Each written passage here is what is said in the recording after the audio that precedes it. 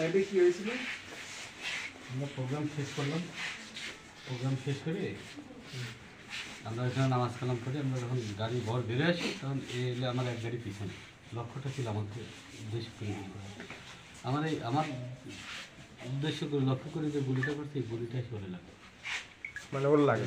হ্যাঁ প্রাথমিক আমি আসলে পিছনে বুঝতেও পারিনি, আমি আগে ট্রেনে টানি ধরে বাড়াচ্ছি, পরে পিছন থেকে যখন জানালো যে গুলি হচ্ছে তখন আমি ফোন করলাম কনস্টেশনে। এই সন্ত্রাসী আগের দিন আমাদের বিয়া সাইবার করছে সেন্ট্রাল কমিটির নির্বাহী মেম্বার যুবদল, আমাদের পাঁচশো উপজেলা যুবদলের একজন অন্যতম নেতৃত্ব। গত বৈষম্য বিরোধী ছাত্র আন্দোলনের একটা বড় ভূমিকা ছিল আমাদের ফরহাদের উপর আগের দিন। তারই প্রতিবাদ সভায় আমি এখানে গেছিলাম। এই আওয়ামী শীর্ষ সন্ত্রাসী সজল সহ বেশ কয়েকজন দুর্বৃত্ত এই হামলার সাথে এলাকাবাসী পরে প্রতিরোধ করলেও ও গুলি করতে করতে বেড়ে যায়। এমন একজন বিপজ্জনক সন্ত্রাসীকে আমি প্রশাসনিক দৃষ্টি আকর্ষণ করছি দ্রুত পদক্ষেপ নেওয়ার জন্য।